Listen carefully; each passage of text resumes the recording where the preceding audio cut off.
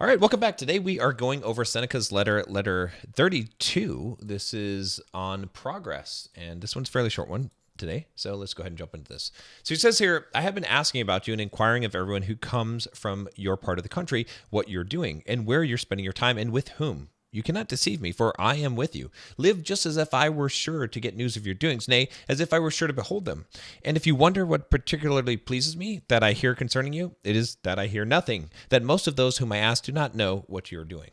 So this is Seneca's way of complimenting, right? So he says here that essentially what he's trying to communicate is that it's good if people don't know what you're doing, if you're not causing trouble, right? If there's not a lot of people that are talking about you, because that means that you are living quietly, that you're probably not doing things that you shouldn't be doing. And he gives this advice, the same advice that he's kind of mentioned in some other letters, but he says, live as if I were sure to get news of your doings. But then he says, no, actually make it as if I was sure to behold them. So he gives the advice that you should act transparently. So in the case that whatever your actions that you're doing, if someone that you highly respected were watching them, you would do those same actions. And I think this is just great advice in general, to live in such a way that, you know, if someone who you considered to be a mentor was watching you, that they would be fine with it. Right.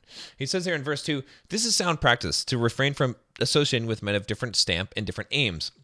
And I am indeed confident that you cannot be warped, that you will stick to your purpose, even though the crowd may surround and seek to distract you.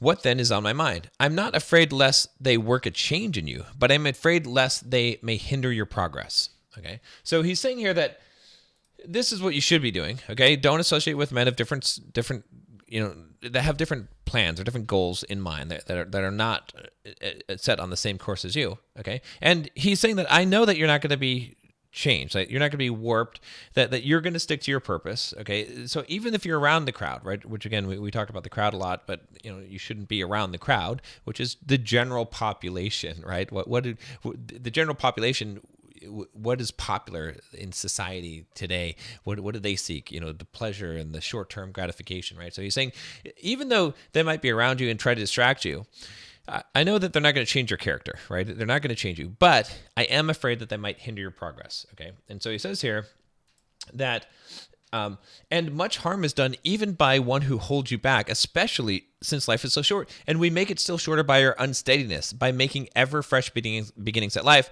now one and immediately another. We break up life into bits and fritter it away. So he's saying here that, you know, and he said this many times, is that the problem is that life is short, right? And we don't realize how short it is. And we actually make it shorter by not sticking to a thing. We're always making fresh beginnings, right? Today is the new year, right? It's January 1st, 2024, as I'm recording this video. And so many times we'll make these New Year's resolutions and we'll say, okay, well, this year I'm going to finally do this. I'm finally going to lose weight. I'm finally going to start reading the books that I said I was going to do, or whatever it is. And so we're starting new beginnings every single year, right? And he's saying we're always doing this, okay? And so we actually break life up into all these little bits and then we fritter it away. We think we have more time than we do. And in verse 3, he says, hasten then ahead, then, dear Lucilius, and reflect how greatly you would quicken your speed if an enemy were at your back, or if you suspected the cavalry were approaching and pressing hard upon your steps as you fled. It is true. The enemy is indeed pressing upon you. You should therefore increase your speed and escape away and reach a safe position, remembering continually what a noble thing it is to round out your life before death comes, and then await in peace the remaining portion of your life, claiming nothing for yourself, since you are in possession of the happy life, for such a life is not made happier by being longer. And so what he's saying here is he's saying, look, the truth is you should be acting as if you don't have time, as if a cavalry were pressing on you or your enemy was at your back, right? In fact, he's saying that it is actually true. It is true that is what is happening because death is upon you, right? You don't have as much time. Like you should be acting with urgency, and we should all be acting with urgency, not thinking we have all the time in the world because we don't know how much time we have, right? And he's saying that you should be trying to get away to the safe position. Okay. And to remember how important it is to round out your life, to reach this state of contentment, of happiness before death comes. And then you can await death in peace, the remaining portion of your time. Right. And he says that even so, it's the fact that life, okay, if you already have a happy life, then it's not made happier by being longer, right? So you don't actually even need more. Once you get there, once you achieve that goal, right, of happiness, then you didn't even need a longer life. It's not even necessary at that point, because it doesn't make it better. Okay, he says in verse 4. Oh, when shall you see the time when you shall know that time means nothing to you? When shall you be peaceful and calm, careless of the morrow, because you're enjoying your life to the full? So now he's asking this question. He's like, when are you gonna get it, man? When are you gonna get to this point where you don't worry about time? It doesn't mean anything to you. When you're in peace and you don't have to worry about tomorrow because you're enjoying your life to the full. Okay, and he says here, would you know what makes men greedy for the future? It is because no one has yet found himself. Your parents, to be sure, asked other blessings for you, but I myself pray rather that you may despise all those things which your parents wished for you in abundance. So he's saying here, look, do you know what actually makes people worry about the future or want the future to come? It's because they haven't found themselves. No one has, really. Okay? And if you find yourself, then you won't worry about the future. And then he's saying, look, your parents, they wanted all these things for you. Okay, they wanted probably wealth and all these success, that what the world defines as success. But he's saying what I actually want for you is that you could despise all those things that your parents wished for you in abundance. Okay, and he's saying that he wishes that their prayers may plunder another person, simply that you may be enriched. Whatever they make over to you must be removed from someone else. So he's saying that he wishes that actually someone else could get those things. Let them have all that stuff, okay? So that you can be enriched. Let them, let what they want for you go to someone else, okay? Because whatever that comes to you, it's got to be removed from someone else, right? So let them have it. It's fine. You don't need it, all right?